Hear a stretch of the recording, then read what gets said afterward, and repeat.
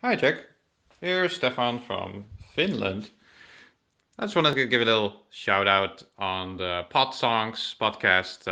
Really enjoying that. You have lots of interesting guests.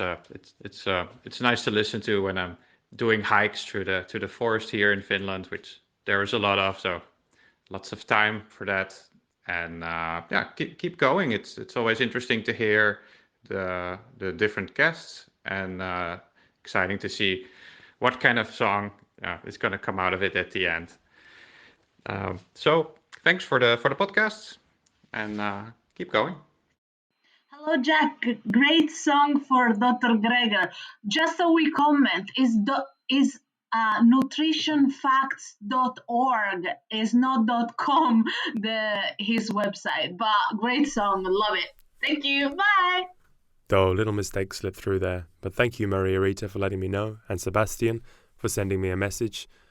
If you can go to anchor.fm/podsongs, send me a message as well, record a little voice memo or play it at the start of another show. It really helps to convince people that I have other listeners beside themselves.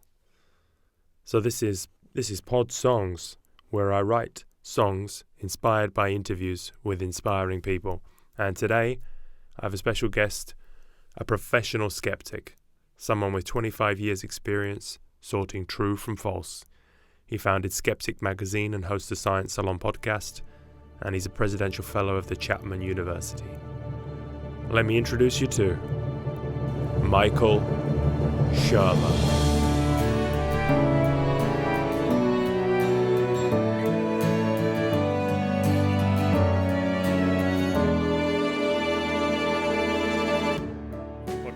As well, so Well, thank you. you've been doing this for a long time, huh? Well, I was doing lecture series at Caltech since '92, and then we shifted to in-person conversations at a smaller venue just to make it more intimate, and that just became a logistical headache. And then the podcast technology really took off, and now instead of reaching 300 people or whatever, 1,000 people, I can reach 100,000 people. And thanks to technology.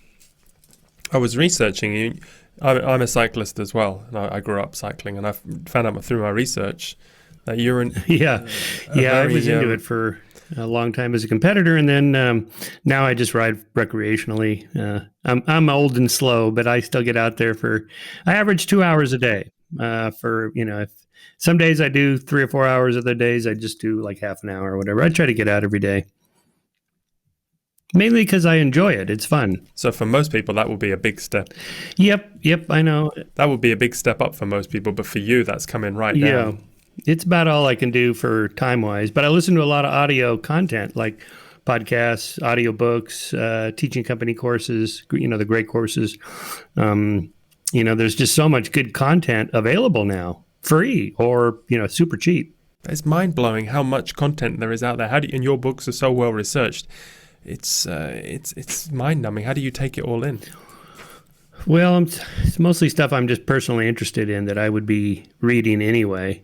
And I don't usually have time at home to sit and quietly read a book because I have, family life and kids and so on. So I mostly do it when I'm out driving, riding, hiking, whatever, just doing chores. It's amazing how much content you can. I can plow through a book. 1 or 2 books a week. You listen to them at 1.3 speed, 1.2 or 1.3 speed, because most readers read pretty slow. That's true.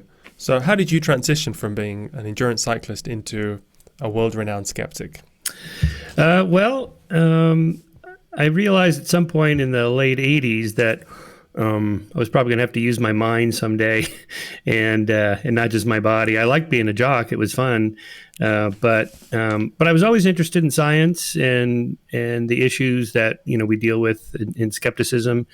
Carl Sagan and Stephen Jay Gould were heroes of mine and then became friends of mine. And they kind of mentored me into, being a public intellectual and writing. And, I wanted to write for the general public. not just scholarly articles and textbooks, but actual trade books. And anyway, so they kind of, nurtured me along in the late 80s and early 90s. And we started Skeptic in 92, and I was a college professor. And so I was kind of making the transition to just, getting paid to use my mind only. And a college professor is a pretty good job. I mean, it's a great job. And, and so I was just going to do that. But then when we started Skeptic as just kind of a hobby in my garage, it got bigger in the 90s. By 97 or so, when my first book came out, Why People Believe Weird Things, it had gotten big enough where I could, pay myself a salary and I could just do that full time. And so I just switched to doing, professional skepticism, as it were, publishing, editing, writing, researching, and then just teaching part-time. So I've always been an adjunct professor, just teach like one class a semester, just because I think it's good to stay in the classroom. That's strange, the things people start in their garage. Normally it's like an IT company or Amazon or something like that, but you start skepticism in your garage. Yeah. I'm not like the Google boys, so where I get, billions of dollars in startup money or anything like that. And I never took any loans. You might have made a lot more money if you'd done that. Yeah, I suppose. Or the Wikipedia guys could have done that, but they went the other route. In any case, I'm just doing my thing. I'm not trying to compete with anybody. But what it indicates to me is that there is a market, that is to say, a demand, or people want to know what is the explanation for whatever, firewalking or ghosts or extraterrestrial UFO sightings or astrology or people that talk to the dead and so on. What do scientists think about that? And it turns out most scientists don't really think that much about those issues because they're busy with their own work and their own fields of research. And so there was a niche that he kind of emerged in the 70s and 80s for a response to the New Age movements of astrology and spirituality and alternative, religious movements, some of which became cults, and all the kind of firewalking and Curlian photography and near-death experiences and UFOs. And, most scientists don't know anything about it. They just say, well, I'm skeptical. Well, that's probably good because that's the proper scientific approach to take, because most claims turn out not to be true. So science is pretty conservative that way and starts off with a null hypothesis that your hypothesis is not true until we prove otherwise. But beyond that, most scientists just didn't know, what is the explanation for firewalking? It isn't positive thinking or water on the bottom of your foot or anything like that. It just has to do with the physics of heat conductivity from dead wood to the dead skin on the bottom of your feet. It's just slow enough. And if you walk quickly enough across the hot coals, you don't get burnt. But, if you didn't know that, or if you don't know much about cold reading of how psychics appear to talk to the dead, or astrologers appear to predict people's futures and things like that, turns out this is a whole area of study called cold reading and warm reading. And there's mentalists that know all about this. So, we engaged with magicians and mentalists to help us give explanations for weird things that people were experiencing or witnessing. And again, most scientists would not know about that. In the same way that I noticed in the late 80s, when the creationist movement was really taking off and getting a lot of coverage, they would engage scientists in debate. And the scientists who thought this was a debate about evolution, it isn't a debate about evolution. They have their own agenda having to do with, promoting their creationist beliefs. So these scientists would get caught out in these debates and look pretty bad, like they had no idea what they were talking about. And the truth is, they didn't know what they were talking about.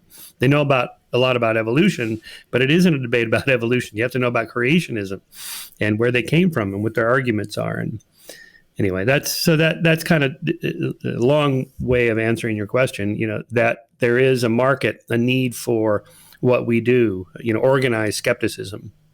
Is there any in your research? Did you ever find any paranormal phenomenon that was actually correct and you could prove? Well, so this is interesting because, what do you mean by paranormal or supernatural? I claim there's no such thing. These are just words we use to describe unexplained phenomenon. And it's sort of an argument from ignorance. That is, I can't figure out what the natural explanation is, therefore there must be a supernatural explanation. Well, maybe we just don't know what the explanation is yet. And so before you say something is out of this world, let's first make sure that it's not in this world. That is, before you say it's supernatural, make sure you haven't eliminated all the natural explanations. And again, most people, including scientists, don't know what all the possible natural explanations are. For example, for UFOs, most astronomers will say, I'm skeptical that aliens have come here. Yeah, well, but what's the explanation for that sighting and this sighting and so on? There you need some technical expertise knowledge about those particular claims that are being made, not just I don't believe it. That's not good enough. And so, to answer your question, yes, of course, I've encountered weird, mysterious happenings for which I don't have an explanation. There probably is one. I just don't know what it is. And rather than saying, it's paranormal or supernatural, I just say, well, let's just wait and see. Maybe we'll figure it out. I've had UFO sightings. I've had an alien abduction experience. In this particular case, it was from the long-distance bike race you mentioned, Race Across America, where I'd gone 83 hours without sleep. Oh, well, okay. Your abduction was caused by sleep deprivation. Right. And so when somebody says, I had this really weird experience at 3 a.m, what's your explanation? Well, first of all, I don't know. I wasn't there to see what was going on, but it could be sleep deprivation, could be a bad pork chop you had the night before, maybe you haven't had enough sleep, or maybe it was some hoaxers, or who knows. And I had I wrote about one of my columns in Scientific American about a weird experience I had with my wife when the day we got married, where this transistor radio her grandfather had given her. I think I have it. Yeah, it's right over there.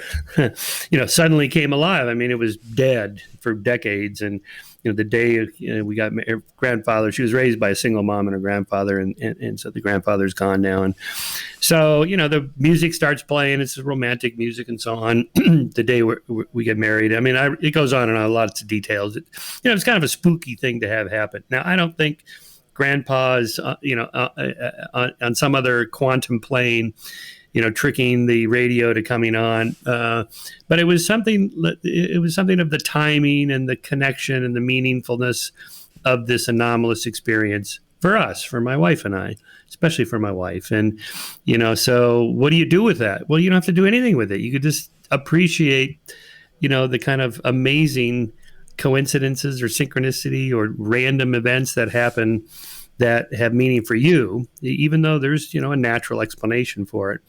And I don't know what it is. People wrote me after I wrote it, Scientific American, people wrote me possible explanations. Oh, the solenoids, or there's some, power still left in there. And the resistor did this with the solenoid and the music came on or whatever. Okay, probably,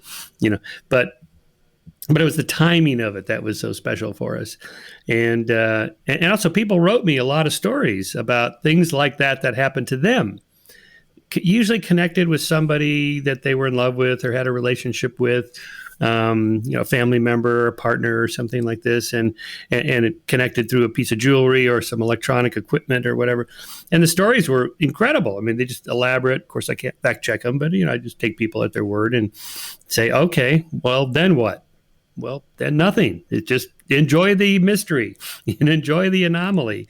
It's meaningful for you. There probably is a perfectly natural explanation for it, but, we don't have to go that route of going to the supernatural. I saw in a tweet recently you mentioned, I think you quoted someone and you said, do extraordinary events require extraordinary evidence? Is that something you would also agree with, or can ordinary evidence prove an extraordinary event? Oh, yeah.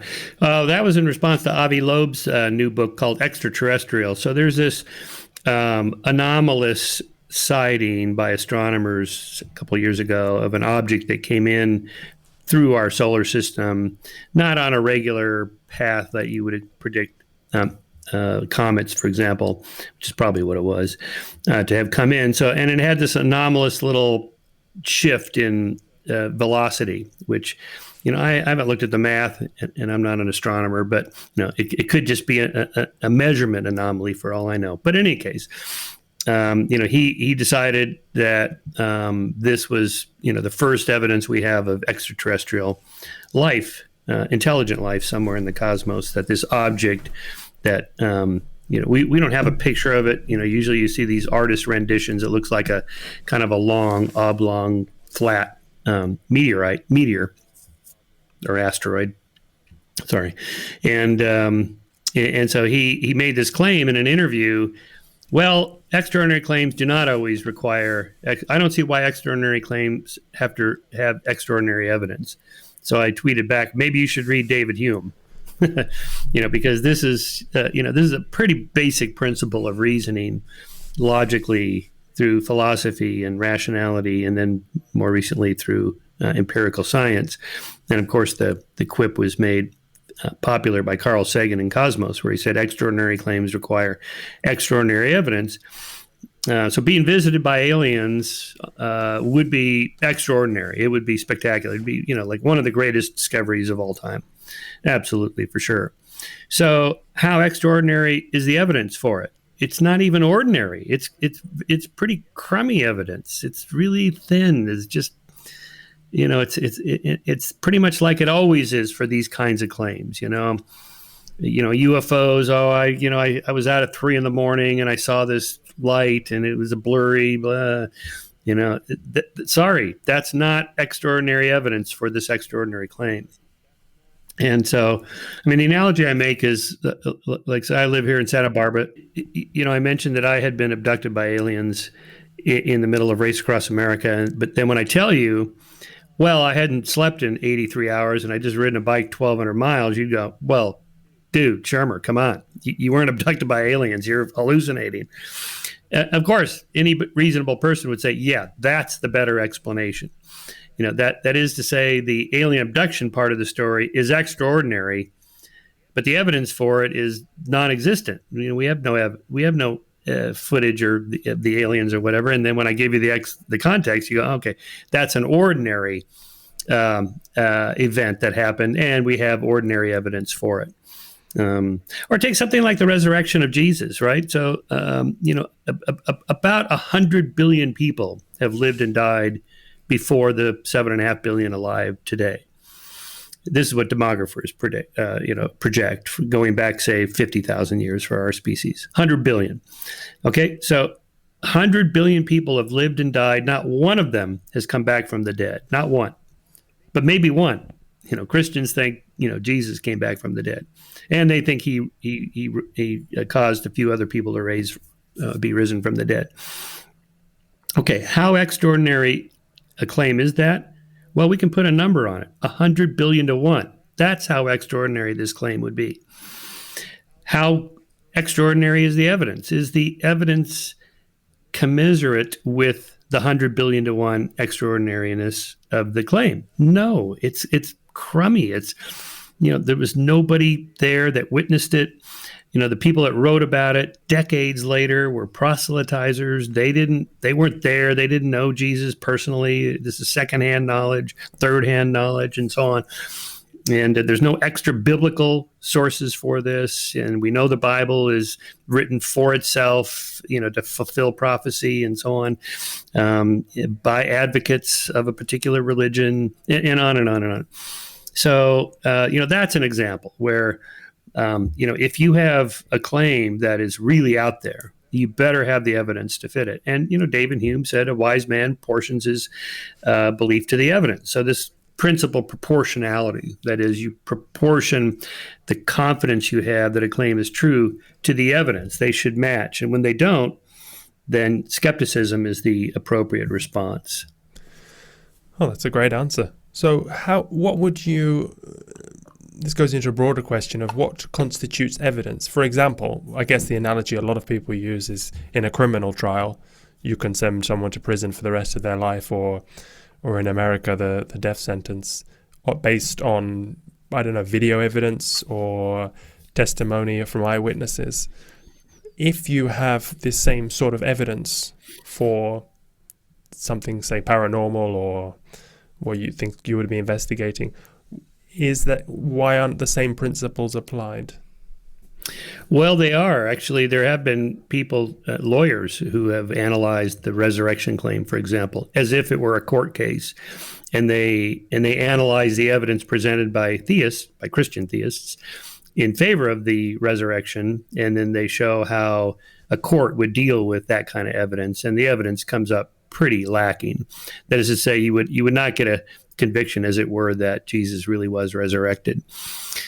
Now, that said, we should make a distinction between sort of the way lawyers think and the way scientists think. Now, lawyers, their job is to win the case, not to figure out what happened. Alan Dershowitz makes this point about O.J. He was on O.J. Simpson's legal team. And, it's like, well, do you think he did it? Well, first of all, he can't tell us that, right? But he's made the point, I don't even ask. I don't want to know, what my client actually did. That's not my job. My job is just to win, period. So, each side marshals as much evidence as they can. And the prosecution is trying to get enough evidence to convince a jury beyond a reasonable doubt. So that would be considerably more than, let's say, 51 to 49% probability that the person really did it. That would be a preponderance of evidence, as the phrase is. And when you have cases where it's he said, she said, or there are no eyewitnesses, or there's next to no evidence, the preponderance of evidence would be an easier standard than the beyond a reasonable doubt standard. Anyway, in legal theory, this goes on. There's books about this, and countless cases of how you nuance those differences and put a percentage on it. But the idea is that this is completely different than the way scientists think. Who don't have to make a decision. They don't have to say, well, next Tuesday we have to, come in with the jury has to come in with their decision, guilty or not guilty. So we have to draw the line somewhere. Same thing with like the abortion issue. It's a legal issue, so you have to draw the line somewhere. When does life begin? Therefore, after that, it's murder. Okay, so it's the end of the second trimester. Okay, this is completely arbitrary. Not completely arbitrary, but scientists would say, well, there's no place you could perfectly draw the line and say that's where sentience begins, where the lights come on inside the fetus's brain, and it's sentient, it can suffer, and therefore it would be murderous to take its life through abortion. It happens at week such and such on this day at hour 11. There's no scientific way to do that. But lawyers and politicians and policymakers, they have to just make a decision, and that's the difference between science and the law. And what about where people have, so for example, you wrote this article and then people responded with similar experiences. What about like UFO sightings or near-death experiences when a lot of people have the same experience and report the same things? Yeah, that's an interesting question, because how many anecdotes does it take to make, say, a database? And the answer is none or all. Anecdotes are just stories about things that happen. And it's a good place to start for like a research program. Let's say you've had some guy has a sighting of a Bigfoot, a bipedal primate in the Himalayas while he's there doing some, alpine climbing. Okay, well, that's interesting. I wonder what it could be. And then you get a second one, and then a third one, and then you think, okay, this guy probably wasn't hallucinating. He wasn't sleep deprived, because now we have 20 people that says they saw this furry creature that looks like it's bipedal. So they probably saw something, but what? Let's not just buy into the single hypothesis. Well, it's Bigfoot. And in fact, I'm telling the story in that particular way because this is what the great German alpinist who did Everest 7 times, I think, without oxygen, Reinhard Mesmer, right? No, Reinhold. I forget his last name now. I think it was Mesner. And he was super curious about this. This would be a spectacular discovery. right? Another bipedal primate. The last one we know of was the Neanderthals, and they went extinct around 35 to 40,000 years ago. So if there was one still existing, this would be really incredible. So he looked into it, and then he alerted his Sherpas and everybody that he met in the local towns where he was climbing. And so one day they came in and go, "That's it. We see him. He's right over there. You got to see him. He's there right now." So, Reinhold Messner runs over there, and there it is. It's a bear. It's like, oh, okay. They're calling Yeti, what we call Bigfoot, they're calling a bear Yeti. Okay. All right. End of story, right?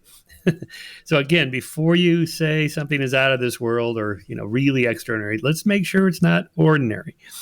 I was just watching a documentary on Bigfoot the other night, yet another Bigfoot hunter, but this guy was pretty serious about, doing some science. So he collected all sorts of specimens, mostly hair samples, and sent them to a genetic lab. And every one of them was a species of bear. End of story. Okay. It's still interesting, how the mind works to assume that it's one thing and turns out it's the other. But let's not, turn that into something beyond the normal. Well, your work, when you began, used to be about these fringe ideas. But now the fringe is coming into the mainstream now with conspiracy theories. There are many. How is your work? How do you feel about this? I mean, yeah, Anon, for example, QAnon. QAnon. Yeah.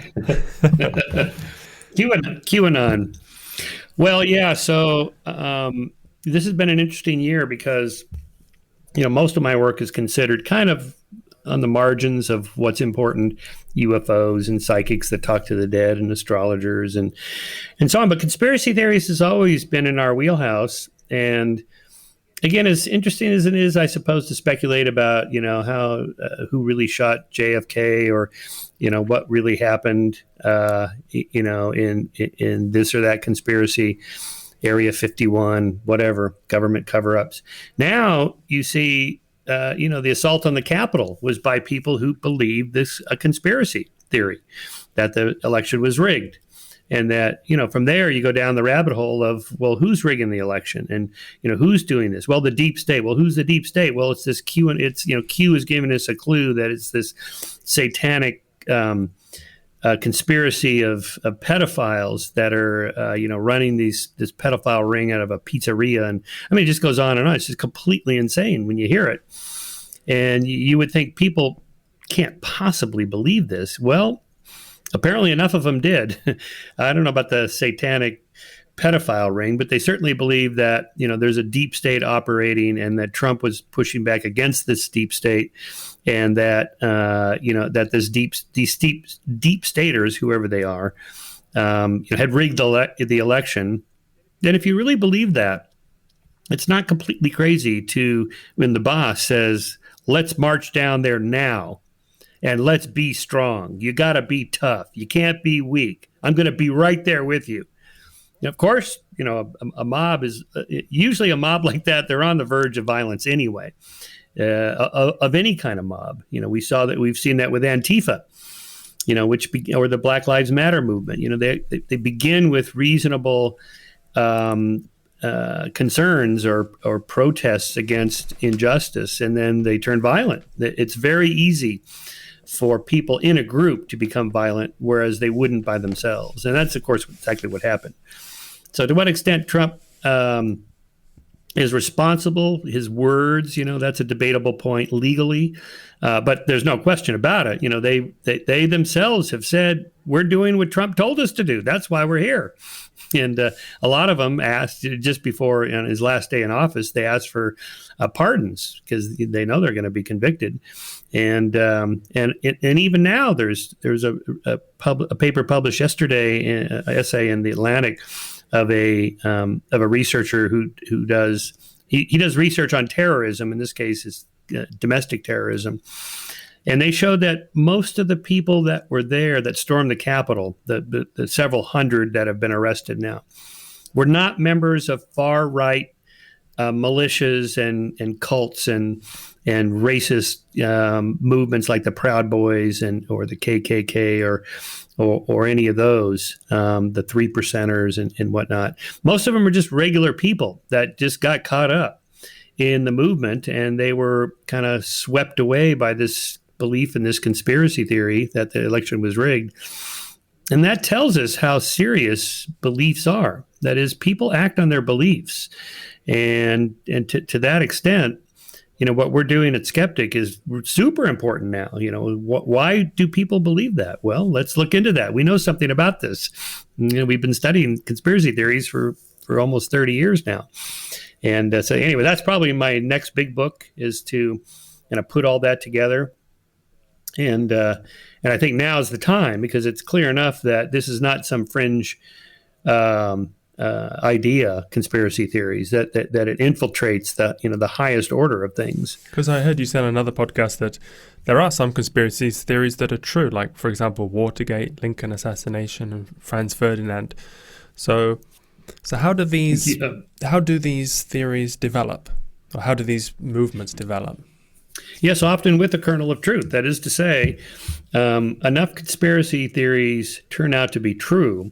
Let me back up for a second. So there's conspiracies and conspiracy theories. Conspiracies are the actual things that happen.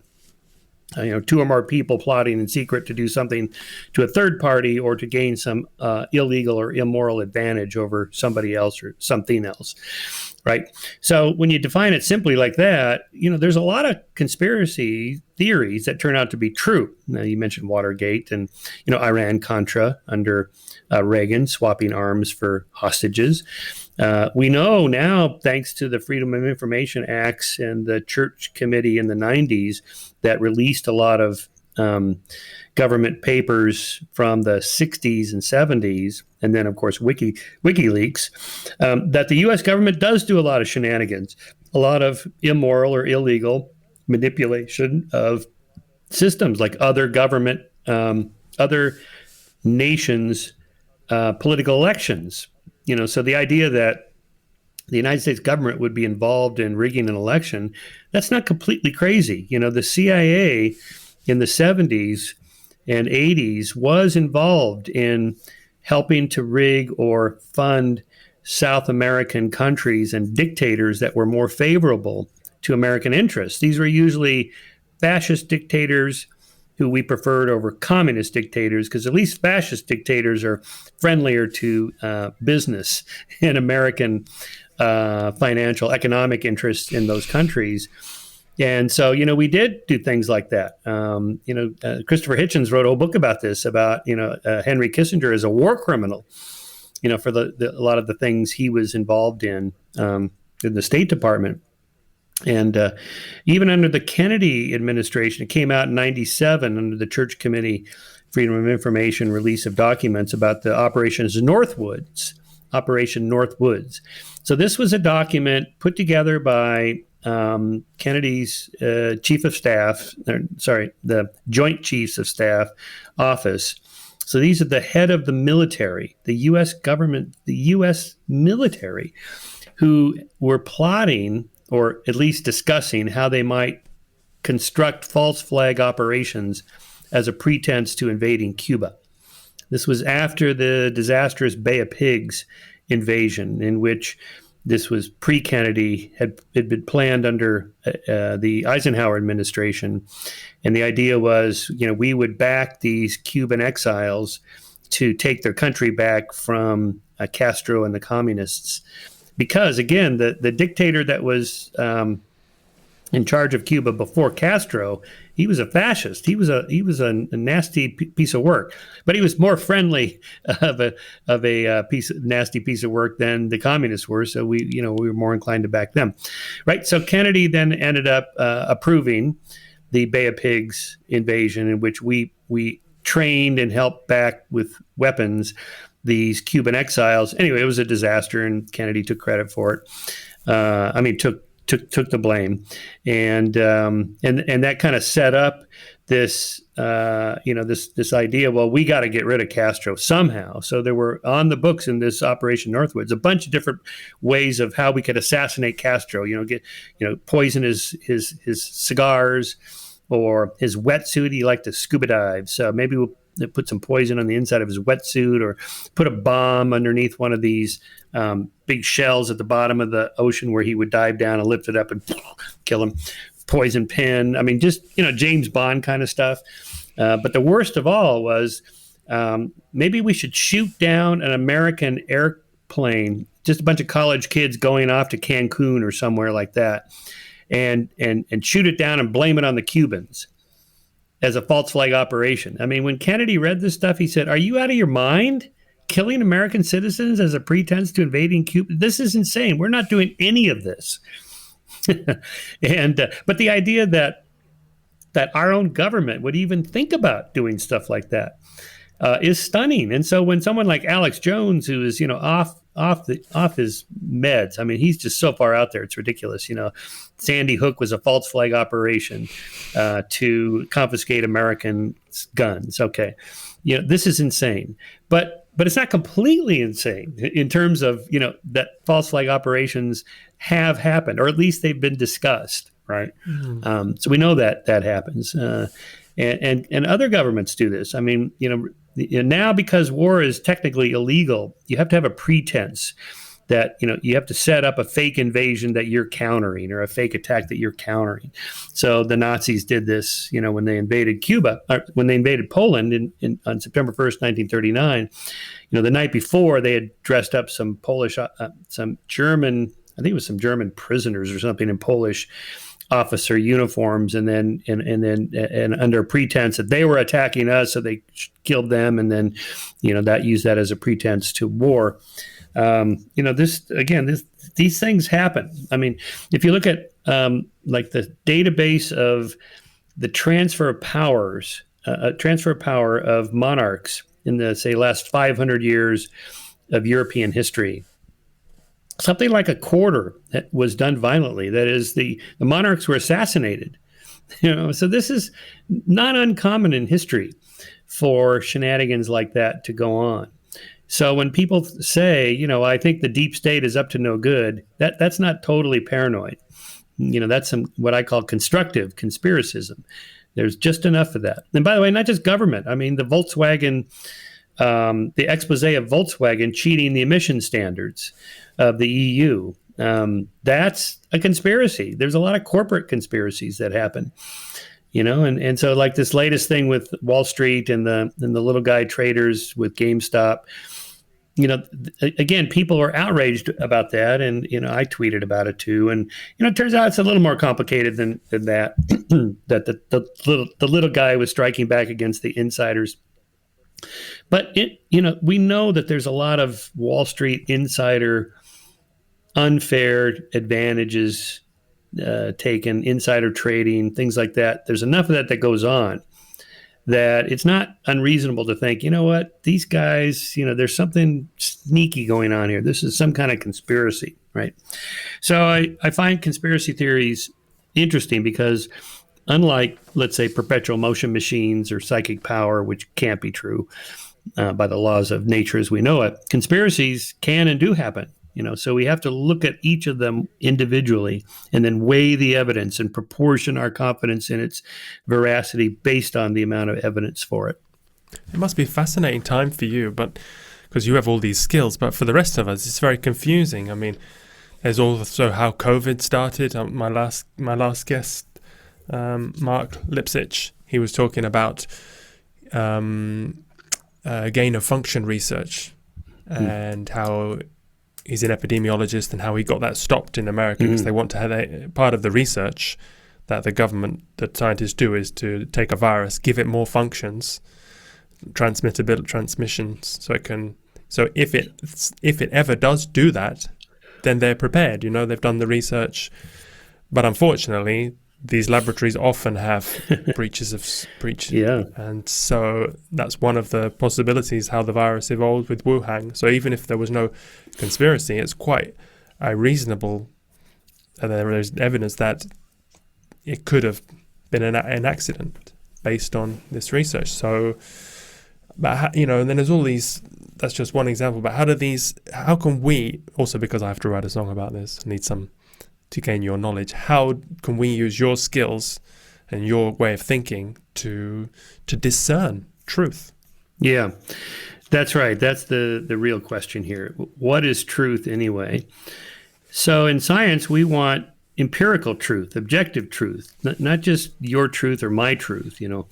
If I say I like dark chocolate and you say, well, I like milk chocolate.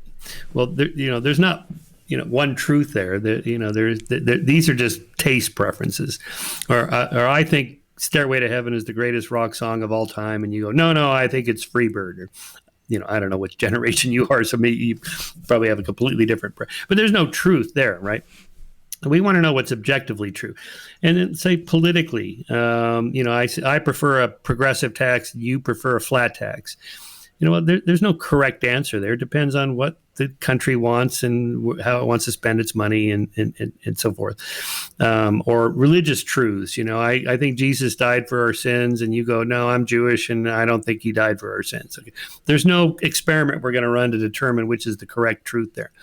But in science, and with things like viruses, was the virus, was the SARS-CoV-2 a gain of function leaked from a lab or not? Well, there are ways to figure that out. But again, we want to know, did it or didn't it not? It's not your opinion, my opinion. We want to know what actually happened. And there are tools for that, right? This is the scientific method, and each field in science has a different set of criteria it uses to decide whether we tip over to one hypothesis or the other and say with some confidence that it's provisionally true with a small t for now until new evidence comes up. And and that's kind of gone back and forth on the SARS-CoV-2 virus. The last I've seen is that it was probably not leaked accidentally from a bioweapons lab, although it could have been from just a regular the regular lab there in Wuhan. Did it derive from the wet market or not? It looks like probably at least enhanced or kind of perpetrated through the wet market, although maybe it didn't originate there. But again, these are things that are worked out by scientists who specialize in that. And the reason and what we're looking for here to get to that point where we say, yes, we are very confident, like 90% probability that this hypothesis is true and this other one is not true. There's a kind of a social nature of science where we're looking for consensus by the experts. Let me tell you what I mean. Like the theory of evolution, we're very confident it's true. And we're confident because of this convergence of evidence from multiple lines of independent inquiry. So the anatomist and physiologist, the comparative zoologist, the botanist, the ecologist, the geneticist, the paleontologist, the geologist, these are people working in completely different fields, different labs, different methods of conducting research, and they all come to the conclusion evolution happened. And so that gives us confidence because it's not like, they're all meeting on the weekends to get their story straight against the creationists, or they're in some kind of cabal, or they're caught up in some sort of a mass delusion that, crowds can sometimes get caught up in because they're independent of each other. They don't go to the same conferences. They don't publish in the same journals. There's no like social contagion that can happen that way. Same thing with climate. We're pretty confident, very, very highly confident that global warming is real and human caused. I'm going to set aside for the moment, policy implications, or should we, join the Paris Agreement or not? Forget all that. Just, is it true? Does global warming, does, CO2 gases and human activity cause the Earth to warm? Yes or no? Okay, there we have very high confidence that the answer is yes. Again, a convergence of evidence from independent lines of inquiry, the people that study sea level rises or glaciers or the flowering of this particular species of plant and what time of the year it normally flowers, and now it's flowering earlier and earlier in the year because it's warmer, or the people that study coral reefs and others that study cetaceans like dolphins and whales, or those that study clouds, and people that study greenhouse gases, people that, and it just goes on and on. And they're independent of each other. They don't know each other. They're not meeting on the weekends to plot against the evil capitalists and destroy American free market, and forget all that, right? They're independent and they're coming to the same conclusion. Therefore, we can go, yes, this is very probably true. Okay. So this is what we're looking for with the virus. We've spent the whole year of 2020 trying to figure out what's the right thing to do. What is the consensus? And Anthony Fauci says this, and somebody else says that, and which group, and which committee, and which group of scientists, and we've kind of been merging toward a convergence of evidence and a consensus that mask wearing is good and social distancing is good. We got to hang in there till the vaccines take their effect, and at some point, we'll know exactly what the origin of the SARS-CoV-2 was. I haven't looked into this carefully in a couple of weeks, so I don't know if there's been anything new about that. But at some point, we'll know that there'll be this consensus by the experts. And again, it's not that experts are never wrong. They are wrong. But we're looking for, in the experts themselves, competing with each other, checking each other, trying to debunk each other. In this kind of competitive marketplace of ideas, the truth will emerge, and it almost always does in most areas. In your last book, Give the Devil His Due, maybe we should talk about that a bit, because a lot of my guests have also been focused on free speech, and that's goes back to what you're saying about convergence of ideas. I invite a lot of people to be on this podcast. And you know what it's like. You have a podcast. Not everyone you ask agrees to come on the show, so you have to ask a lot more people than you actually get. And so the people that actually come through are a sample of the podcasting guests in the world. And quite a lot of them, there's a theme that they talk about is this freedom of speech and how it's affecting, and how censorship and how it's important to, as you say in the book, you're 100% focused on this, give the devil his due. Even if you don't agree with someone's opinions, it's important you know them. So maybe you could talk a little bit about that to talk about this book. Yeah, so, and this ties into what we were just talking about. How do we know what's true? None of us are omniscient. Nobody knows enough to start everything over and reinvent everything, right? So you have to talk to other people, especially people that know something about what you're interested in. And not just the people that believe what you believe, because they're just going to tell you the things you want to hear because they already believe it. And so that's not going to help you decide if you might be wrong. In fact, the only way to know if you've gone off the rails or down some path that's leading to nowhere in a particular belief is to talk to somebody who believes something different from you. So the analogies I use, for example, with my students who are mostly young, liberal, and pro-choice on the abortion issue, what are the best arguments on the pro-life side? And most of them really don't know, because they've never really talked to a pro-lifer. Or maybe they have, and the pro-lifers self-censoring because they don't want to get canceled, and they know they're in the minority position in these liberal colleges, so they keep their mouth shut. And so, but the point is that your position on the abortion issue as a pro-choicer is not very strong if you don't even know what the arguments against it are. And if you can address the claims of pro-lifers and still be a pro-choicer, then your position is much stronger than it used to be. So this was John Stuart Mill's famous line that I like to quote. He that knows only his own position doesn't even know that.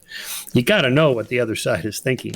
And so this idea, Lincoln's idea of the team of rivals, that is, you hire people and put them in the room with you that disagree with you. You know that they're going to disagree with you. That's a good thing, right? That you got to have somebody pushing back in case you haven't thought of what the other side is thinking. So that, the devil is whoever disagrees with you, and what does he do? He's do his voice, and it's not only his right to speak; it's your right to listen.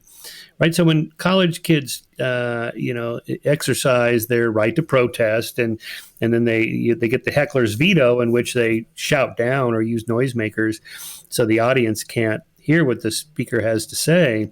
Well, it's not just the right of the speaker to speak, but the audience to listen. Maybe there's people that want to hear what this person, maybe a conservative of some kind, or something, or a libertarian, or whoever is not progressively woke far left, and maybe people actually want to hear. So by canceling them, or the heckler's veto, you're really interfering with their rights also. And this is not good. This has no good ending. This is absolutely the opposite of what you're supposed to be doing when you go to college, which is exposure to lots of different ideas. And then you make up your mind which ones you think are likely to be true, or which are true for you, or whatever. How do you find this new generation of students? A lot of other guests have complained about them, said that it's difficult to communicate, and for whatever reason. How have you found it? Well, as a college professor, here's my take. I think most students are not like that. Most of them just want to keep their head down and enjoy their college life and study and so on. But there's a large enough minority that are loud that it does cause all the rest, who are in the majority, to self-censor and keep their mouth shut and not participate in what college is supposed to be about. That is to say, here's a point I make. That if you only watch Fox News and you see these segments they run every week of campus craziness, in which you see all these nutty protesters and with their signs, and they're screaming and yelling and breaking windows or whatever, it just seems like people have lost their minds. And who would ever want to go to college? But if you actually go around to different colleges, which I did like maybe a dozen times a year before COVID on the college lecture circuit, you never see anything like that. Mostly these campuses are just these bucolic, quiet, beautiful, safe, wonderful places to be. And most of the students are just, again, they're holed up in their dorms, or they're at the cafeteria or the Starbucks, and just kind of hanging out, having fun. So where is all this craziness? Well, there aren't many, but there's just enough. That if you bring in like a Milo Yiannopoulos or a Charles Murray or somebody like that, and the far left woke progressives go crazy and lose their minds and scream and yell, of course, the local news station sends a camera crew over, and that's what you see, right? So there's a little bit of distortion, because that's what the news media does. They don't send camera crews over and here's yet another day of nothing happening at this beautiful college campus. Let's let the cameras run for an hour and see if anything happens. Oh, somebody on a skateboard went by. Oh, how exciting. Right. So, and I think most of my students are not far left progressives. I think they're just kind of normal, kind of left of center liberals. But the problem, I think, is that the small minority of far left progressives are loud enough that and the cancel culture on social media is just pervasive enough that it silences people. They just think, I better keep my mouth shut just in case. And that's the danger of having even a small minority of people like that calling for censorship. So I'm pretty much a free speech fundamentalist. I mean, in terms of like who should be silenced and censored, not just government, but even like private issues like what we're talking about here. It's not good. It has deleterious effects on communication, on culture, and more importantly, back to where we began, the search for truth. That is to say, none of us are smart enough to figure the truth out by ourselves, so we need other people, mainly transferring your thoughts from your skull into my skull into your skull. We need speech for that, right? Because we're not mind readers. You have to be able to speak your mind and think the thoughts you want to think. And if you're never exposed to extreme ideas, whenever you do hear them, you have no immunity. You definitely want to pick up a placard and start shouting, no? Yeah, that's right. Absolutely. Yeah, it's good to study all these things and see what's out there and see what's extreme, what's normal, and make up your own mind. And again, I mean, all of us want to be in some kind of a silo of opinions we like to hear, and we like to hang out with people who think like us. That's normal. What's hard to do, what I try to do is I have a bunch of newspapers from today. I have the Wall Street Journal, I have the New York Times, I have the LA Times. So, I just try to read a sampling of different opinions. Even though I know some people I read, it's like, I'm not going to like this. I'm not going to like what this guy has to say, but I'm going to force myself to read it just so I know what's going on. What are their arguments, and how would I respond to those arguments? I don't necessarily want to do that, but I know if I don't, I'm going to say something really stupid that indicates how clueless I am about what the other side actually thinks, right? So, and everybody should do that. It's not easy. I don't want to do it either, but you got to. It's unfortunate everyone's not like you. Well, I think I think more people are. But again, they've been cowed and silenced. They're afraid of the cancel culture. I think that's why we have to lift that. We have to fight back against that and just say, stop doing that. People actually want to know. They will talk to you. They will listen if they're encouraged to do so. We got to tilt the incentives back the other direction. Okay, well, this has been great, Mark. I'm so sorry for the delay. It's not made the conversation any easier, but you're a professional, and I really appreciate the way you've battled through it. But I think I've got enough inspiration now, particularly with your book, Give the Devil His Due. Oh, you're welcome. And I'm gonna get stuck into it. Okay, good. All right. Thanks. Let me know when you're done, and we'll post it on social media and all that. Thanks very much. Great speaking to you, Michael. Okay, bye-bye.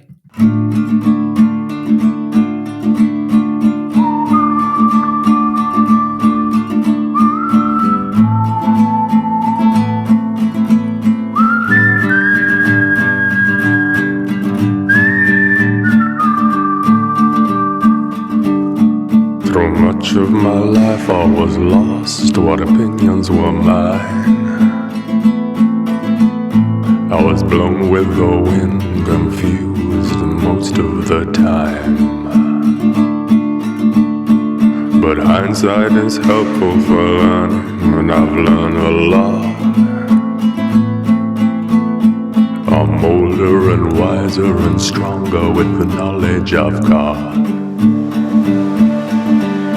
The right from the wrong, the false from the true, I give the devil his due.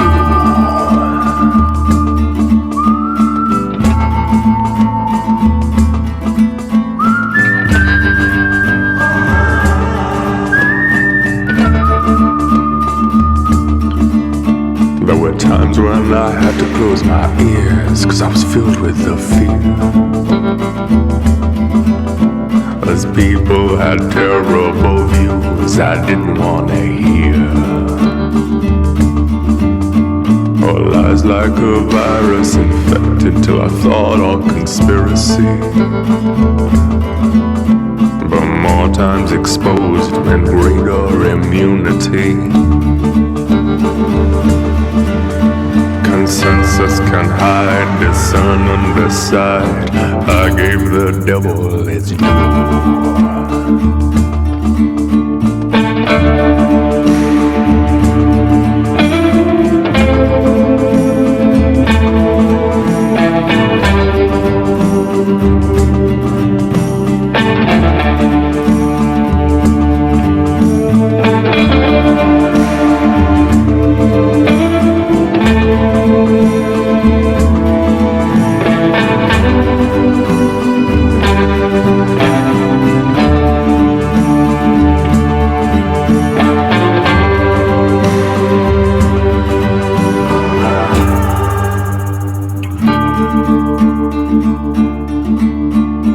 I've learned the most from those with whom I disagreed.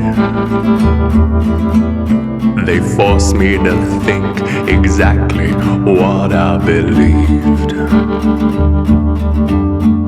Knowledge is a currency, but wisdom is gold. Weigh up the value of everything you've ever been told. Most of it's wrong, but some of it's true. I gave the devil his due. Oh, yeah. Thanks for tuning in. Hope you enjoyed the show. Please rate and review on your podcast app. I should really ask all this at the start of the show. You're finished now. You're ready to go on and do something else. But if you could spare just 10 seconds to do something to help boost the show with a rate and review or sharing it to your friends, it will be most appreciated. I want to give big shout out to Maurizio Sarnicola, Massimino Vozza, and Luigi Falcione. I always want to say Falcone, but it's Falcione. And he did most of the production on that song. He's a big Western fan, and I think that comes across in the song. And my researcher Dori Verbo, without whom I wouldn't be able to do the show. And thanks to you, the listener. Thanks for tuning in. See you next time.